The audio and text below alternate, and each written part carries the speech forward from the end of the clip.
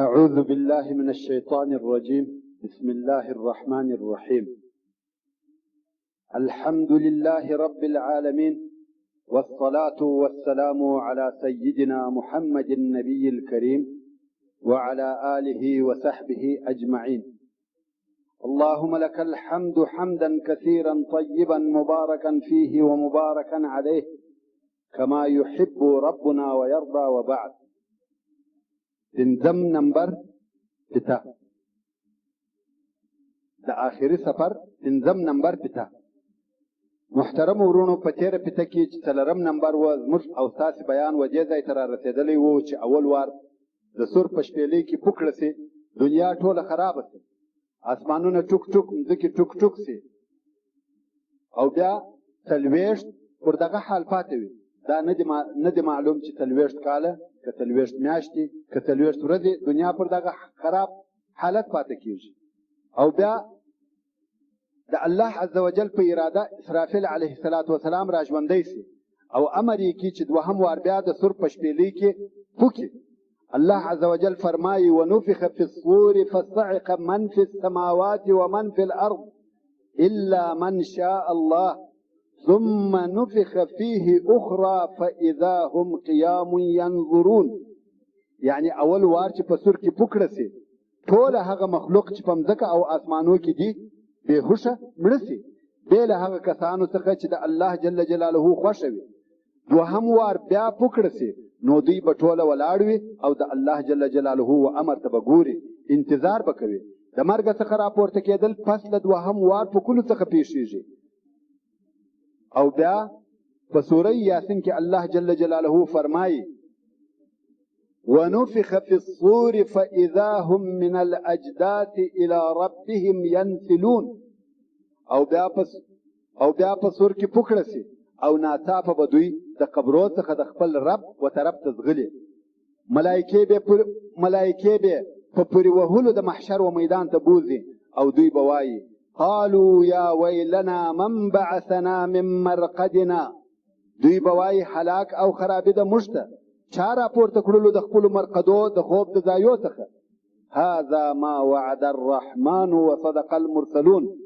دا هغه دوهم ژوند دی چې رحمان جل جلاله یې وعده کړې وه او رسولانو رښتیا ویل. دغه جواب په دغه وخت کې د الله جل جلاله د طرفه ورکول کیږي. او بیا الله عز وجل فرمایي: إن كانت إلا صيحة واحدة فإذا هم جميع لدينا محضرون. نبوي دغه دوهم پوکل مگر یوه چغه چې ناڅاپه به دوی ټول زموږ په حضور کې حاضر وي. هېڅوک به نه تښتېدلی او نه پټېدلی سي. اوس نو چې ټول خلق راپورته سوه، دوی به دغه د مرګ وخت او هغه وخت چې د مخه تر مرګ په ژوند کې تیر کړی وو هېڅ بولي. وای دا ټوله وخت هېڅ نه وو. اوس نو دغه ورځ کم چې د دوهم پوکلو سره شروع کېږي، دا هغه لو او عظیمه ورځ ده. الله عز وجل و دغه ورځې ته یوم عظیم ویلی دي او فرمایي: الا يظن اولئك انهم مبعوثون ليوم عظيم يوم يقوم الناس لرب العالمين. ایا دوی ګمان یقین نه کوي چې بې له شکه دوی به راپورته کړه سي، ژوندي به سي د پاره د حساب د لوی ورځې د قیامت. نو دغه ورځ د قیامت عظیمه ورځ ده. او بل ځای الله عز وجل فرمایي الله عز وجل یوم ثقیل بللی ده، درنه ورځ. او فرمایي: ان هؤلاء يحبون العاجله ويذرون وراءهم يوما ثقيلا. یعنی بېشکه دغه کفار خوښوي ژر تېرېدونکې دنیا او تر شا پرېږدي هغه سخته درنه ورځ. او په بل ځای کې یوم عسیر ورته ویل سوي دي، سخته ورځ. الله عز وجل فرمایي: فذلك يومئذ يوم عسير على الكافرين غير يسير. یعنی په دغه ورځ چې په شپېلۍ کې پوکړه سي، دغه ورځ سخته ورځ ده، پر کافرانو به اسانه نه وي. نو یوم عظیم، یوم ثقیل، یوم عسیر ټوله د قیامت د ورځې نومونه دي. لو ورځ، درنه ورځ، سخته ورځ. باید ځانونه د الله عز وجل د عذاب څخه وساتو او د دغه ورځې څخه وبېرېږو او د هغه راتلونکې ورځې دپاره تیاري ونیسو چې په راتګ کې هېڅ شک نشته. دنیا د یوې غوماشې د وزر ارزښت نه لري ځکه چې تیریږي، مګر هغه سخته او اوږده ورځ چې د 500,000 کالو سره برابره ده حتمي راتلونکې ده. الله عز وجل د سورة الحج په اول او دوهم نمبر آیات کې فرمایي: یا ایها الناس اتقوا ربکم ان زلزلة الساعة شیء عظیم یوم ترونها تذهل كل مرضعة عما ارضعت وتضع كل ذات حمل حملها وترى الناس سكارى وما هم بسكارى ولكن عذاب الله شدید. یعنی ای خلقو ځان وساتئ د عذاب د رب خپل، بېشکه چې زلزله د قیامت یو ډېر لوی شی دی. هغه ورځ چې تاسې ووینئ هر تی ورکوونکی به غافله بې خبره سي د هغه چا څخه چې دا تی ورکوي، دا د بیرې په خاطر، او هر حامله به د بیرې خپل حمل وغورځوي او خلق به بېهوشه ویني. حال دا چې دوی بېهوشه نه دي بلکې عذاب د الله عز وجل ډېر سخت دی. الله عز وجل په سورة ابراهیم په 42 او 43 نمبر آیاتو کې فرمایي: ولا تحسبن الله غافلا عما يعمل الظالمون انما يؤخرهم ليوم تشخص فيه الابصار مهطعين مقنعي رؤوسهم لا يرتد اليهم طرفهم وافئدتهم هواء. یعنی او ګمان مکوه ای انسانه چې الله جل جلاله غافل دی، بے خبره دی د هغو شیانو څخه چې ظالمان یې کوي، بلکې زندوي یې و هغې ورځې ته چې په هغه ورځ کې به سترګې خلاصې پاته وي، د ډېرې بیرې څخه به یې سترګې رډې راختلې وي، ځغلې به او سرونه به یې لوړ نیولي وي، سترګې به یې و هغه یوه ځای ته نیولي وي، سترګې به یې و خپلو دانو ته نه راګرځي. یعنې د ډېرې بیرې په خاطر یوې او بلې خواته نشي کتلی، فقط هغه یوه ځای ته به یې سترګې وچې او رډې نیولې وي او زړونه به د عقل او فکر څخه خالي وي. دا د آخرت او قیامت د ورځې حول او بیره ده. نو ای محمد صلی الله علیه و آله وسلم خلق خبر که وی بیروه. د بعضې خلقو د دغه خبرو اوریدل نه وي خوښ، نه غواړي چې د آخرت په حالاتو خبر سي، مګر الله عز وجل خپل رسول ته امر کړی دی چې خلق پوه او خبر که وی بیروه، او فرمایي: وأنذرهم يوم الآزفة إذ القلوب لدى الحناجر كاظمين. او وبیروه ای محمد دغه کافران د عذاب څخه د هغه نږدې ورځې چې هلته به زړونه د بیرې په خاطر تر ستوني پورې راپورته کېږي او خلقو به لاسونه ټینګ پر نیولي وي د پاره د دې چې زړونه یې د باندې راونوځي. او الله عز وجل د دغې ورځې کم چې د دوهم وار په کلو سره شروع کېږي په باره کې فرمایي: تعرج الملائكة والروح إليه في يوم كان مقداره 50,000 سنة.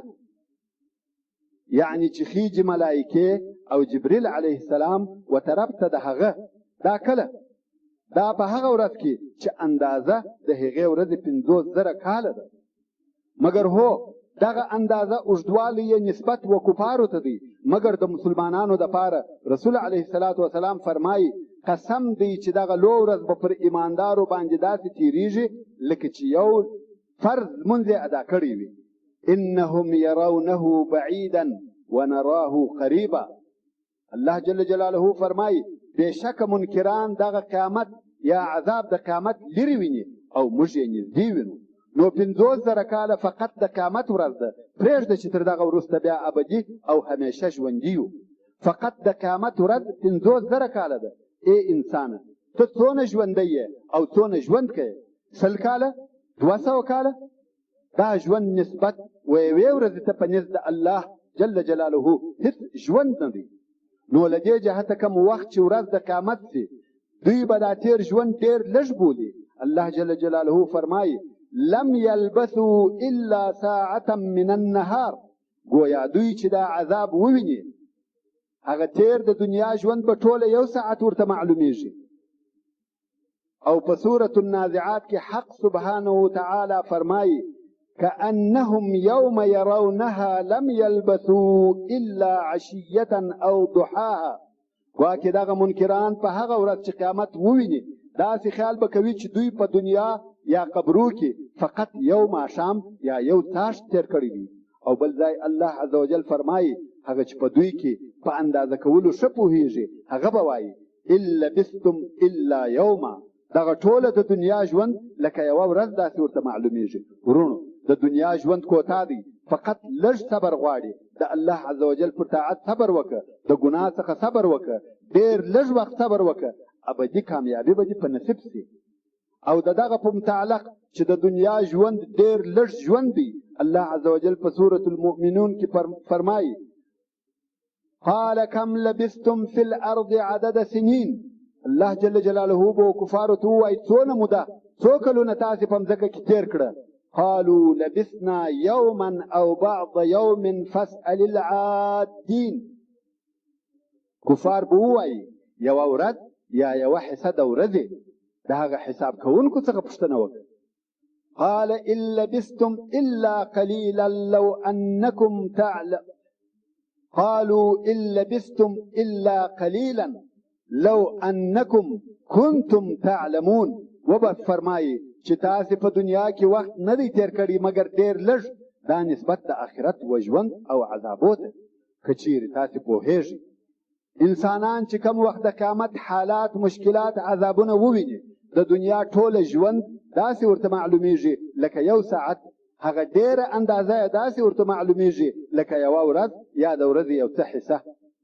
افحسبتم انما خلقناکم عبثا وانکم الینا لا ترجعون.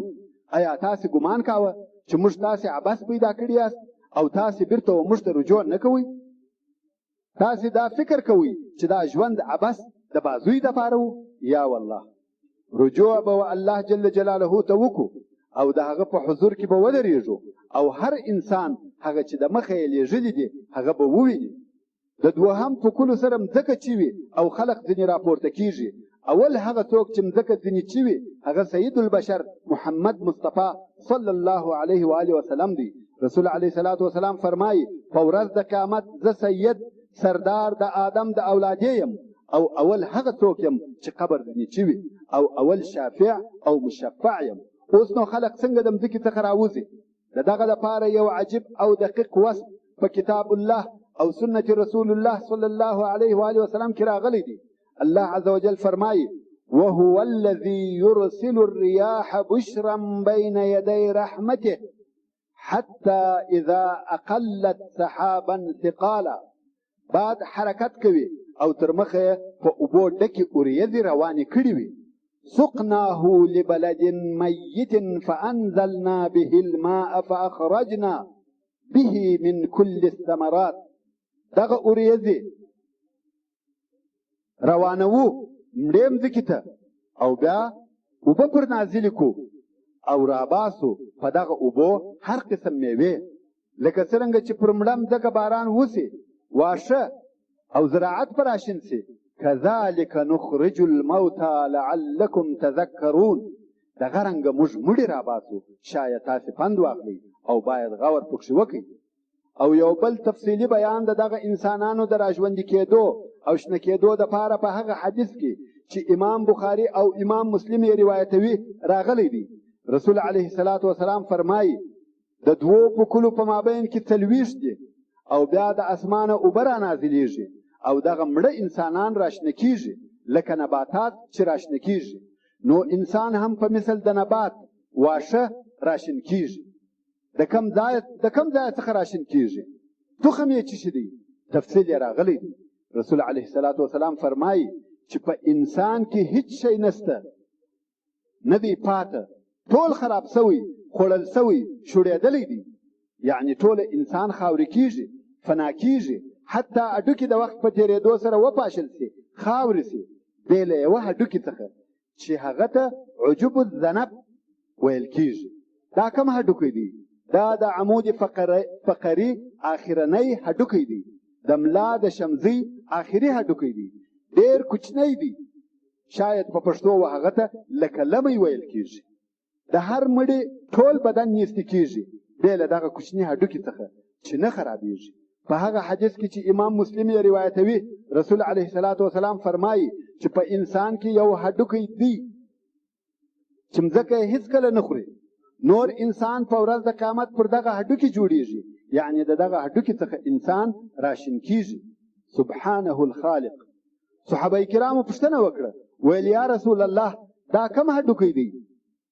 ویل عجب الذنب، دغه آخري هډوکی په انسان کې پاتې کیږي.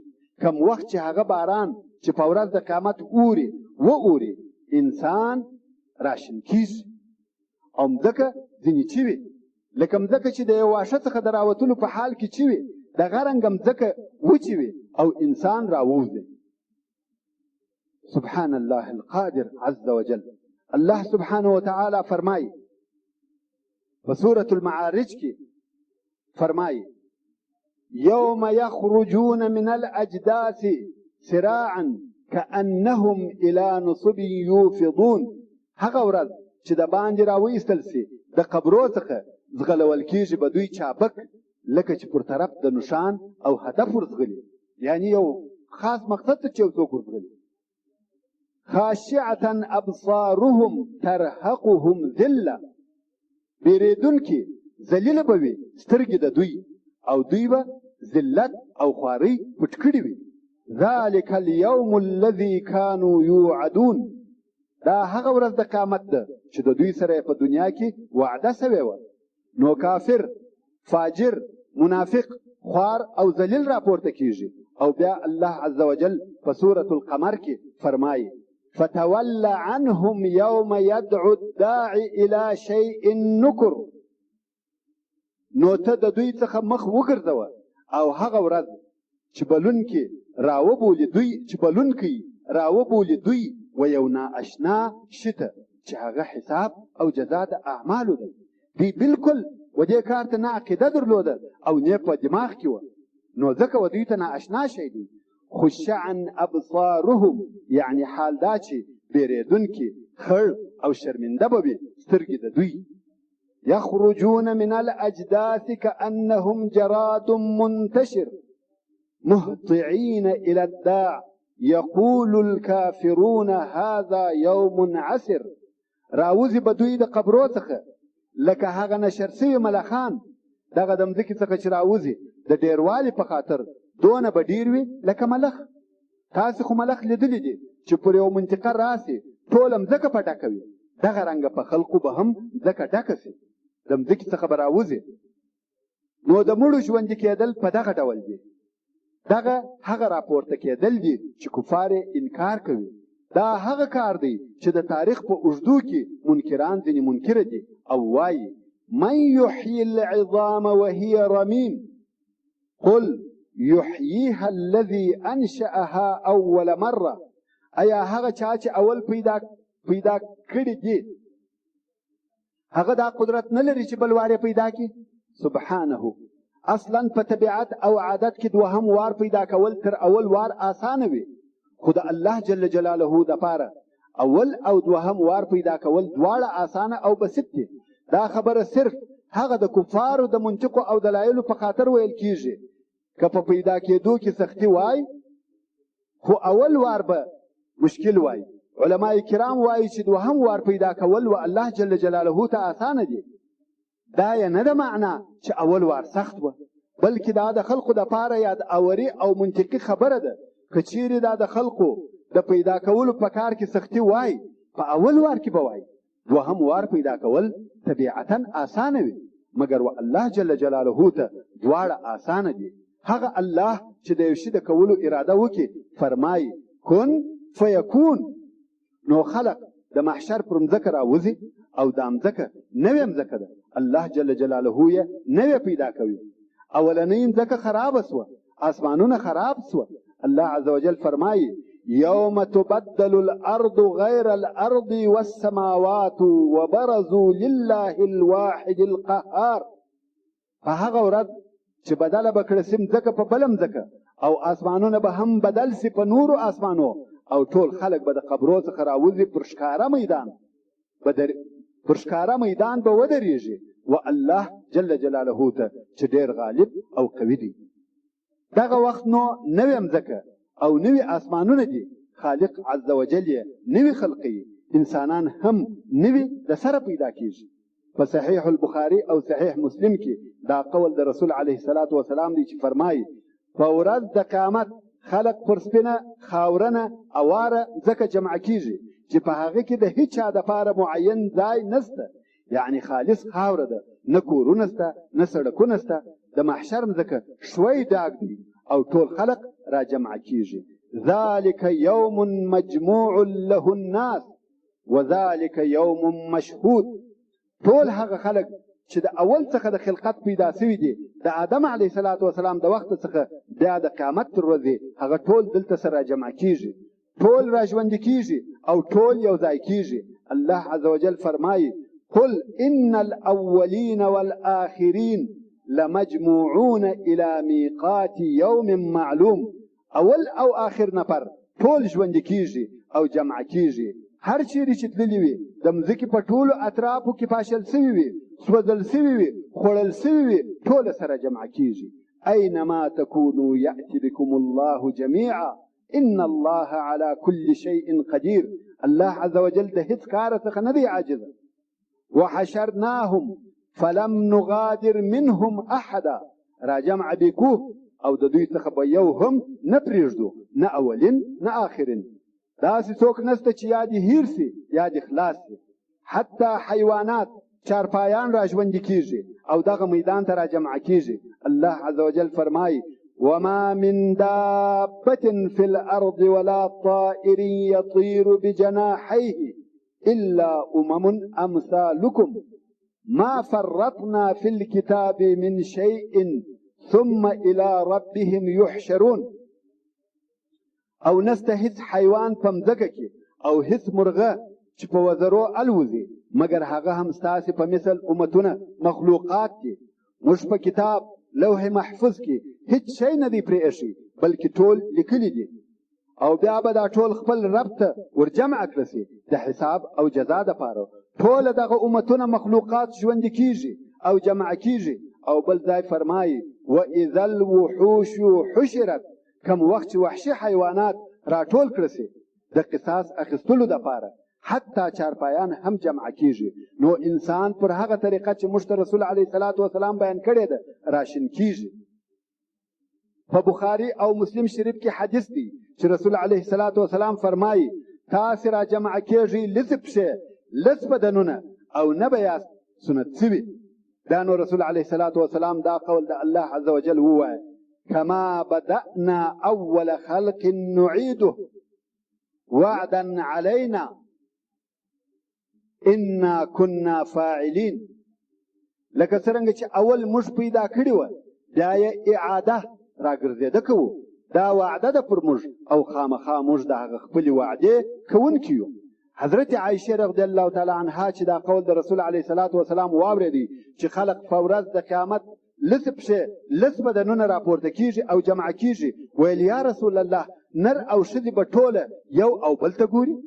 یعنی دا څنګه کېدای سي چې ټوله دې لس وي او یو بل ته دې ګوري؟ رسول علیه الصلاة والسلام وفرمایل یا عایشه خبره تر دې ډېره سخته ده چې یو دې وبل ته وګوري. لکل امرئ منهم یومئذ شأن یغنیه. هغه بیره چې په دوی کې موجوده ده و دې ته نه پرېږدي چې یو بل ته وګوري. نو خلق ټول لس وي. په حدیث شریف کې راغلی دي اول هغه څوک چې د قیامت په ورځ کالي په اغوستل کیږي ابراهیم علیه السلام دی.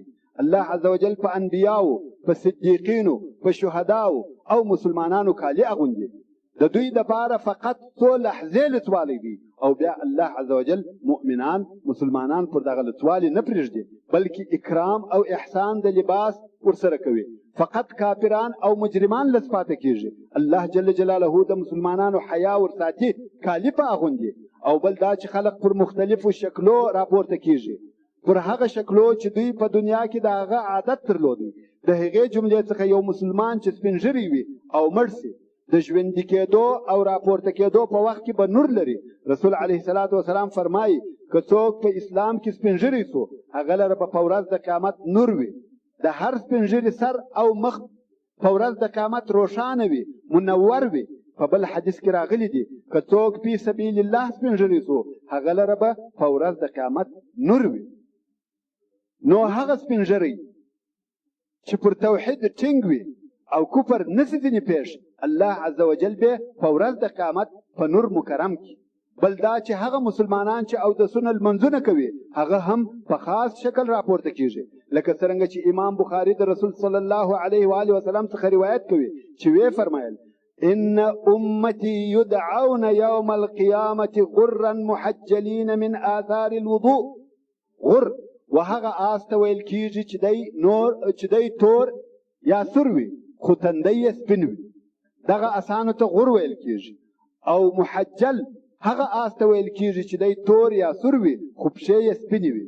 نو په ورځ د قیامت به د محمد صلی الله علیه و آله وسلم د امت هغه کسان چې اودسونه او لمنځونه کوي مخان لاسونه پښې نوراني وي د دغه اودسو د برکته. او په بل حدیث کې راغلی دی که څوک کولی شي چې دغه خپل نور په مخ لاسو او پښو کې زیات دی کی، یعنی هر څونه چې لاسونه او پښې تر لوړه ځایه پورې پریمنځي هغونه به نور په ورځ د قیامت لوړ او زیات وي. نو دا معلومه شوه چې په ورځ د قیامت د هغه مسلمانانو چې اودسونه او لمنځونه کوي مخان لاسونه پښې سپین او نوراني وي. مګر کفار لس پښې او لس بدنونه دي خو بیا کالي په اغوستل کیږي، مګر په دوی داسې کالي اغوستل کیږي چې الله جل جلاله دې موږ او تاسې ځینې وساتي. الله عز وجل فرمایي یوم تبدل الارض غیر الارض والسماوات وبرزوا لله الواحد القهار. یعنی یاد کړه هغه ورځ چې بدل به کړه سي دغه مځکه په بلې مځکې او آسمانونه به هم بدل کړه سي او ټول خلک به د قبرو څخه راووځي، ښکاره پر میدان به ودرېږي الله جل جلاله ته چې ډېر قوي او غالب دی. وترى المجرمین یومئذ مقرنین فی الاسفاد. او وبوینې مجرمان کافران په دغه ورځ چې په زنځیرانو به یو د بل سره تړلي وي. سرابیلهم من قطران. کالي کمیسان د دوی به د ډامبر څخه وي. د قطران په ترجمه کې مفسرینو قسم قسم ترجمه کړي دي. د قطران ترجمه په ډامبر هم ویلې ده، د قطران ترجمه په تورو تیلو چې د درختو څخه راایستل کیږي هم ویلې ده، او په ګوګړو هم ویلې ده چې دا ټوله د اور اخیستلو دپاره مستعد شی دي او ډېر ژر اور اخلي. وتغشا وجوههم النار. او پټ پکې مخان د دوی اور د دوژخ. نو چې کالي یې د هغه شي سي چې ډېر ژر اور اخلي او بیا اور ورته راسي نو څه پکېږي؟ اور اخلي، لمبې وهي. نو د کفارو کالي د اور څخه شوه. د کفارو محشر دغسې دی، الله مو دې وساتي. خلق د محشر پر مځکه روان وي، مګر د کفارو تګ په یو بل عجیب ډول وي. په دغه ورځ کې د کفارو د تګ تعرف الله جل جلاله کړی دی او فرمایي الذين يحشرون على وجوههم الى جهنم اولئك شر مكانا واضل سبيلا. هغه کسان چې جمع کیږي و جهنم ته پر مخانو، یعنی تګ یې پر مخانو وي. نو د کفارو تګ پر پښو نه دی بلکې پر مخانو دی. یو د اصحاب کرامو د رسول صلی الله علیه و آله وسلم څخه پوښتنه وکړه، ویل یا رسول الله کافر څنګه پر خپل مخ تګ کولی سي تلای سي؟ رسول علیه الصلاة وسلام وفرمایل آیا هغه څوک چې پر پښو تګ پکوي هغه دا قدرت نه لري چې پر مخ تګ پوکي؟ الله جل جلاله چې نن ورځ پر پښو تګ پکولی سي هغه الله پر دې قادر دی چې په ورځ د قیامت پر مخ روان کی. قتاده رضی الله تعالی عنه وویل هو بعزة ربنا. الله عز وجل فرمایي ونحشرهم يوم القيامة على وجوههم عميا وبكما وصما. را جمع بکو دوی په ورځ د قیامت چې پر مخانو به ځي ړانده ګونګیان او کاڼه به وي. مأواهم جهنم. او د دوی ځای جهنم دوژخ دی. کلما خبت زدناهم سعیرا. هر وخت چې دا اور کښته او لږ سي بیا به تیز اور وربالا کو. نو کافران په ورځ د قیامت ړانده راپورته کیږي که څه هم په دنیا کې بینا وي. ومن اعرض عن ذکري فان له معیشة ضنکا. او هر چا چې مخ وګرځاوه الله جل جلاله وایي زما د ذکر څخه د پند او نصیحت څخه بېشکه هغه لره تنګ ژوند او معاش دی. ونحشره یوم القیامة اعما، او په ورځ د قیامت به ړوند راپورته کو او محشر ته به ړوند راولو. قال ربي لما حشرتني اعمى وقد كنت بصيرا. دغه ړوند کافر به وایي ای زما ربه ولې دې زه ړوند راپورته کړم او زه په دنیا کې بینا وم. قال كذلك اتتك آیاتنا فنسیتها وكذلك اليوم تنسى.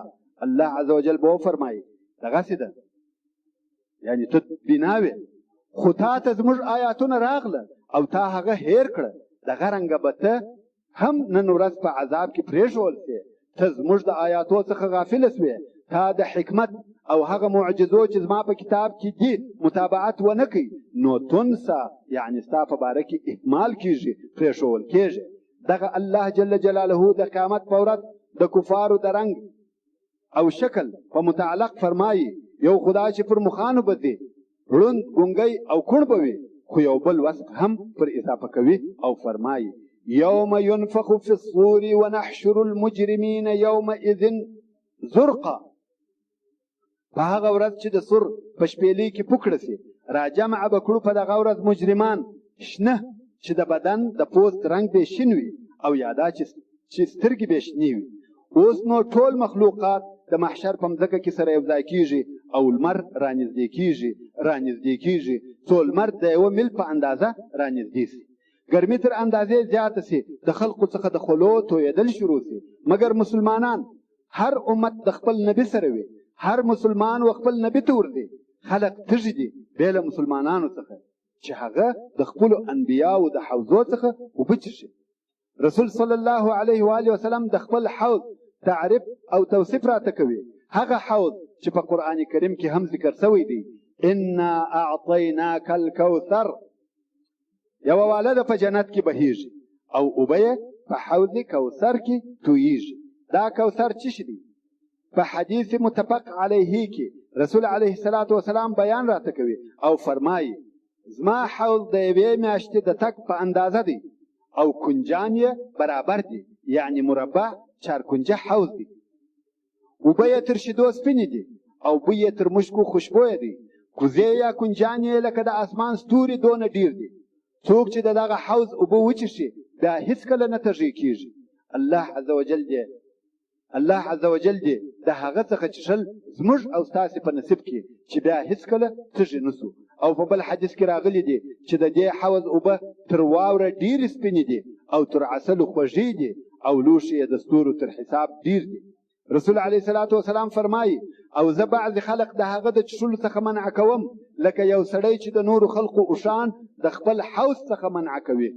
نو فقط د څښلو اجازه یې و متابعینو ته د رسول صلی الله علیه و آله وسلم سته و امت ته د محمد مصطفی صلی الله علیه و آله وسلم یې د څښلو اجازه ورکول کېږي. هغه یې څښي او نور ځینې منع کېږي. صحابه کرام وویل یا رسول الله ایا ته موږ په دغه ورځ پیژنې؟ رسول علیه الصلاة والسلام وفرمایل هو، په تاسې کې یو علامه شته چې په نورو امتو کې نشته. تاسې به ماته په داسې حال کې راوستل کېږي چې مخان لاسونه پښې به مو په سبب د اوداسه نوراني وي. نو اودس کوونکو ته د مبارکي په نور او څښلو د حوض څخه د رسول صلی الله علیه و آله وسلم وي.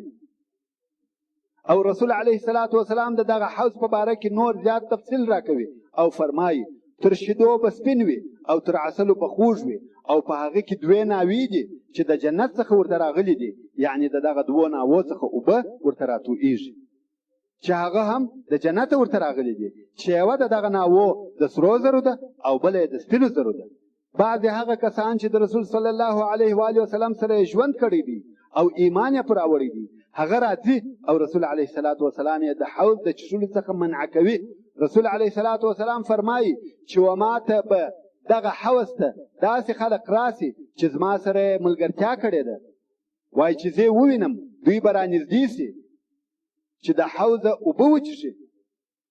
قریبه ده چې زه د څښلو اجازه ورکم مګر ملایکې به منع کړي او زه به وایم یا ربي زما ملګري یعنی دا داسې خلق دي چې زه یې پیژنم، زما په حضور مسلمانان سوه ما ته به وویل سي ته په هغه نه خبر چې تر تا وروسته دوی وکړه.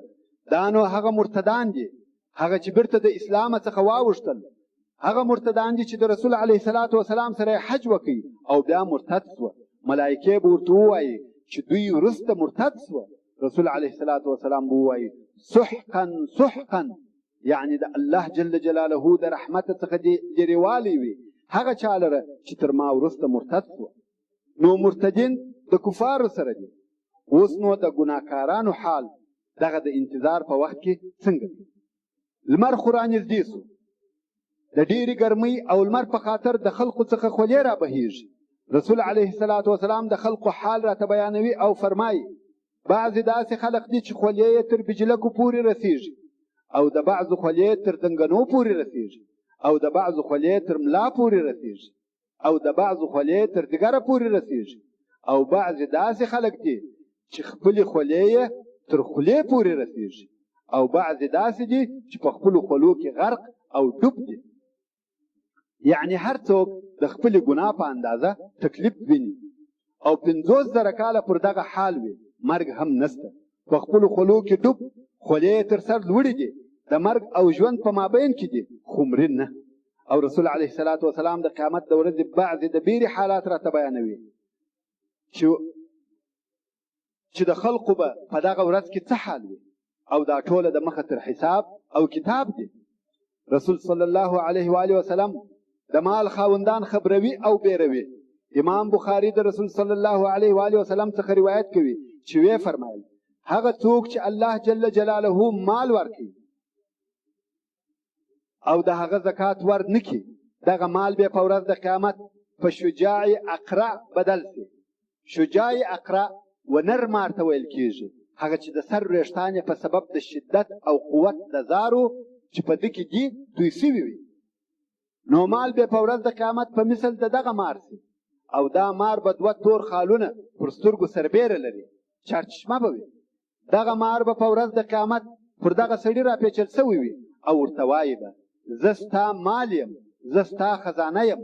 او بیا رسول علیه الصلاة والسلام دغه آیات ووایه ولا يحسبن الذين يبخلون بما آتاهم الله من فضله هو خيرا لهم بل هو شر لهم سيطوقون ما بخلوا به يوم القيامة.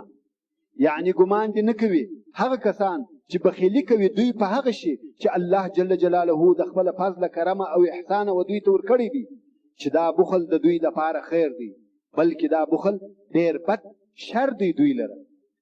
ژر به په غاړه کې ورته توق او امیل سي هغه شی چې دوی پر هغه بخل کاوه په ورځ د قیامت. نو دغه مار به د دوی توق وي، پر راپېچل سوی به وي او په نیښو به وهي تر څو چې الله جل جلاله پر دوی حکم کوي. او په قرآن مجید کې د دغه خلقو دپاره ډېر شدید تحذير او بیره راغلی ده. الله عز وجل د سورة التوبه په 34 او 15 نمبر آیاتو کې فرمایي الذين يكنزون الذهب والفضة ولا ينفقونها في سبيل الله فبشرهم بعذاب أليم. او هغه کسان چې خزانه کوي سره او سپین زر او په لار کې د الله جل جلاله یې نه مصرفوي، نو هغو ته په دردناک عذاب سره زیری ورکړي. دلته یو تفسیري ضرورت ده، هغه دا چې کنز او خزانه و هغه مال ته ویل کېږي چې زکات یې نه وي ایستل سوی، او هغه مال چې زکات یې وتلی وي هر څونه چې ډېر هم وي هغه کنز نه دی. نو د کنز او خزانې څخه مقصد او ترجمه او هغه چې دغه آیات پر تطبیق کیږي هغه مال دی چې زکات یې نه وي ایستل سوی. نو الله عز وجل فرمایي والذین یکنزون الذهب والفضة ولا ينفقونها في سبيل الله فبشرهم بعذاب أليم يوم يحمى عليها في نار جهنم فتكوى بها جباههم وجنوبهم وظهورهم هذا ما كنزتم لأنفسكم فذوقوا ما كنتم تكنزون. په هغه ورځ چې ډېر به ګرم کړه سي دغه خزانه سوی مال په اور د جهنم او داغ به کړ سي، په هغه سره تنجان د دوی او اړخونه د دوی او شاوې د دوی، او ورته وبه ویل سي دا هغه شی دی چې تاسې د خپلو ځانو دپاره خزانه کړي او ذخیره کړی وو. وڅکئ تاسې خوند سزا د هغه مال چې تاسې په دنیا کې خزانه کاوه. یعنی دغه مال اخیستل کیږي او د دوزخ اور پر بلیږي، بیا دوی په داغوي او د دوی به دغه حال وي تر څو چې الله جل جلاله حکم کوي. نو په دې خاطر انسان چې کم وخت زکات ورکوي یو څه باید زیات ورکړي، داسې نه وي چې برابر یې ورکوي. ولې؟ شاید په حساب کې خطا وتلی وي او یو جز د مال یې کنز او خزانه وګرځي. یو څه زیات ورکړه چې په ورځ د قیامت په مصیبت اخته نه سي. او امام مسلم د رسول صلی الله علیه و آله وسلم څخه روایت کوي چې فرمایي نسته خاوند د سرو او سپینو زرو چې د هغو حق نه ادا کوي مګر چې ورځ د قیامت سوه د هغو څخه به ورقي تختې جوړې سي او په اور کې د دوزخ به ګرمې سي او په هغه به تندی د ده شا د ده بغل د ده داغیږي او هر وخت چې سړي سي بیرته به دا اور ته راوړه سي او بیا به دغه حال وي. دا په هغه ورځ کې چې اندازه یې د 500,000 کالو ده، تر هغو چې الله جل جلاله د بندگانو په مابین کې حکم کوي. بیا به نو دی خپله لار وویني، یا به جنت ته ځي یا اور ته. نو دغه عذاب د مخه د اور تر داخلېدو دی. او رسول علیه الصلاة والسلام د هغو کسانو دپاره هم عذاب ویلی دی چې د هغو سره حیوانات وي، اوښان، پسونه او زکات یې نه ورکوي، چې د هغو جزا بیا دا ده چې دوی به پر مځکه پرېیستل سي او دغه حیوانات به پر تېرېږي، تر پښو بیا لاندې کوي تر څو چې الله جل جلاله حکم کوي. او ډېر شدید تحذير او عذاب د متکبرانو دپاره راغلی دی. هغه کسان چې په خپل مال، کورنۍ، قبیله، منصب او چوکۍ فخر کوي، دا متکبر دی. په هر شي د شیانو چې انسان فخر او لویي کوي، پر ضعیفه، غریب، نوکر، پر نورو خلقو فخر غرور کوي، هغه ته متکبر ویل کیږي. متکبر په ورځ د قیامت څنګه حشر کیږي؟ رسول علیه الصلاة والسلام فرمایي متکبرین په ورځ د قیامت په مثل د میږي راپورته کیږي، په کوچنیوالي به د میږي وي، په شکل او قیافه د انسانانو، د هره طرفه به په ذلت پټ وي، یعنی خوار او ذلیله به وي. خلق به پرخیږي، تر پښو بیا لاندې کوي او په خبر به نه وي. څرنګه چې ده په دنیا کې کبر کړی و، الله عز وجل خوار او کوچنی کوي، نه لیدل کیږي او نه د چا په نظر ورځي. د پاره د دې چې خپل ځان وپېژني. ای انسانه، ته څوک یې چې کبر وکې، غرور او لویي وکې، احتیاط کوه چې د متکبرینو څخه نه سې. بیا به دې په ورځ د قیامت خلق تر پښو لاندې کوي. عذاب د عمل د جنسه دی، د لویي جزا ذلت دی. څرنګه چې ده کبر وکړي، خوار او ذلیل کړه سو. او رسول علیه الصلاة والسلام په هغه حدیث کې چې امام بخاري روایتوي فرمایي درې دي چې الله جل جلاله د قیامت په ورځ خبرې نور سره کوي او نه و دوی ته ګوري. یو هغه نفر دی چې پر خپل مال په الله قسم اخلي، یعنی مال ورسره دی، غواړي چې خرڅ کړي، قسم اخلي چې په دونه مې رانیولی دی او دی درواغ وایي. مثلا 10 قیمت وي، وایي والله په 20 مې رانیولی دی. و دغه نفر ته په ورځ د قیامت الله عز وجل نه ګوري او نه خبرې ورسره کوي. او بل هغه سړی دی چې په درواغو قسم اخلي چې د بل مسلمان مال ځینې سلب کړي، یعنی د خلقو مالونه د درواغو په قسمو اخلي. او بل هغه سړی دی چې تر ځان زیاتې اوبه د خلقو څخه منع کړي، یعنی تر خپل ضرورت زیاتې اوبه ولري و چاته نور کوي، د مستقبل یا اولادو په خاطر یې ساتي. نور خلق اوبو ته ضرورت لري او دی یې ځینې منع کوي. الله عز وجل به په ورځ د قیامت ورته ووایي نن ورځ به زه تا د خپل فضل او احسان څخه منع کم، لکه تا چې خلق د هغه شي څخه منع کول چې تا نه و جوړ کړی، اوبه تا نه دي جوړې کړي، څنګه یې د خلقو څخه منع کوې؟ خیر، په ورځ د قیامت ټول خلق په دغه مشکلاتو او ګرمي اخته دي بې له مسلمانانو. او رسول علیه الصلاة والسلام د خپل امت بعضې ډلې راښیي چې و هغو ته دغه تکالیف او عذابونه نه وي، نه په ګرمي خبر وي او نه په خولو، بلکې دوی په یوه ښه یخه سایه کې دي، د الله جل جلاله په سایه کې دي. یوم لا ظل الا ظله، بې له د حق سبحانه وتعالی څخه بله سایه نشته. امام بخاری او امام مسلم د رسول صلی الله علیه و آله وسلم څخه روایت کوي چې وی فرمایل ودي چې الله جل جلاله یې په خپل سایه کې دروي په هغه ورځ چې نور سایه نسته بیل د جل جلاله د سایه څخه. اول امام عادل یعنی هغه حاکم چې د خلقو په مابین کې حکم په عدل سره کوي. هر هغه حاکم چې ظلم او تجاوز کوي نو د الله جل جلاله وویل او عذاب ته ځان آماده او تیار کی مگر کې حکم او فیصله په عدل کول نو دی هغه اول نفر دی چې په دغه حدیث